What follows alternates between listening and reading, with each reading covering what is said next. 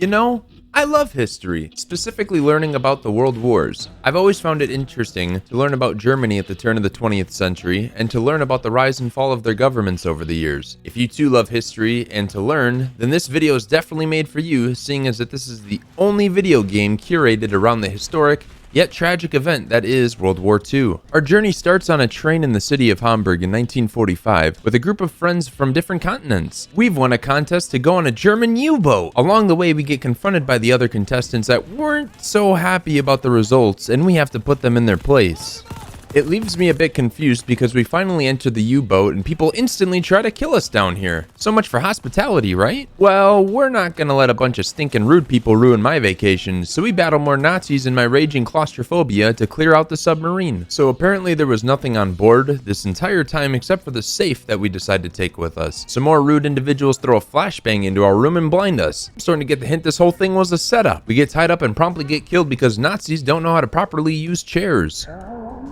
So a large chunk of the story from here on out will be told in flashbacks, like the person you know on Facebook that peaked in high school always talking about the old days. We go through each of our remaining characters' backstories in the war and how they got to where they are. We start with badass Brit Arthur Kingsley. He's parachuting out of his plane in the midst of a battle when he sees someone that failed their safety class, because I'm pretty sure you're not supposed to be skydiving while on fire. Arthur's main job is to help this group of soldiers destroy some German flat guns, and he comes up with the genius idea of, hey, let's just drive our trucks right through a minefield.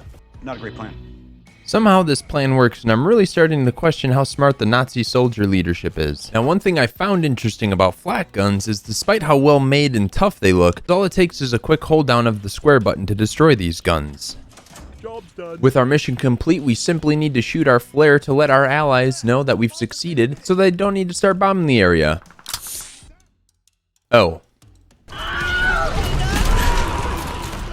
We reunite with our buddy from this mission, Webb, who has seen better days. He gives us a nice cliched line before biting the dust, and we shoot the flare into the sky to complete the mission.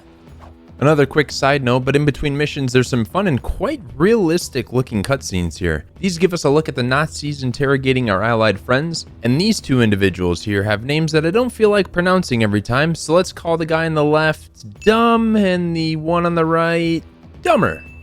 Next up on our list for missions is Miss Lady Nightingale, aka the deadliest sniper in Russia. She could shoot vodka bottle from 5 kilometers away. Anyways, bad interpretations aside, we have some breakfast with our family and we're enjoying a nice and quiet day out in Stalingrad when... Wait, does anyone hear airplanes? Oh, We return home to find our papa has been killed and his rifle left without an owner, and thus a monster was born. We go on a killing rampage, killing every Nazi in sight. We won't stop until we kill every last one of them. Blood, more blood.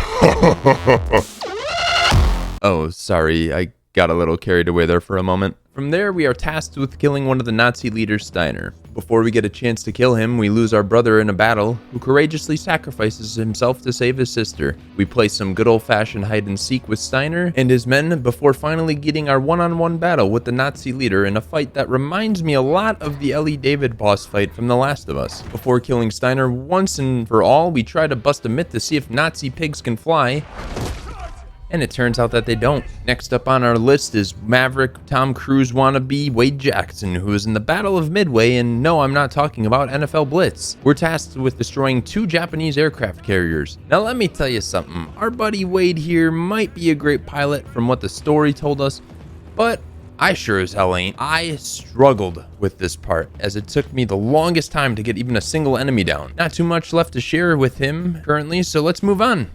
We now move to what is undoubtedly my favorite character in the game, Lucas Riggs, who is straight from the outback of Australia. If I've learned anything about people from Australia in this game, it's that they love explosions. We're tasked with blowing up 3 tanks, blowing up an ammo dump, and blowing up a fuel depot, all while trying to fight off an angry German airplane that wants us to land down 6 feet under. We promptly shoot down the airplane and quickly move on to another mission where we have to survive a German ambush. Instead of going on our commander's suicide mission, we do the smart thing and go up a hill to defend some flat guns, which are getting a much bigger shout out than I ever anticipated when I started playing this. We sadly lose our buddy Des here in a heartfelt moment, but he'll always be in our hearts.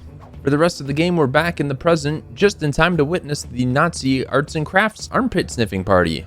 Oh, never been to one of those. News has just broke of Hitler's death and the Axis needs a new leader. Wait a minute. Wait, is that... Hey, that's Dumber. I know that guy. We successfully escape ourselves, and it's time to kick some serious butt. We kill our main captive, which is... Wait, is that... That's Dumb! Holy shit! Reunions aside, it's time to go and kill Dumber to end the Nazis' power once and for all. We chase him on a jeep, chase him in a courtyard, chase him in a Zentralflogenhagen. And before we chase him some more, we need to bust this guy's skull open. I don't really have a reason for it, but this guy. As we capture him before he successfully gets onto a plane, I'm gonna go ahead and give our inaugural trophy for most punchable face to this guy.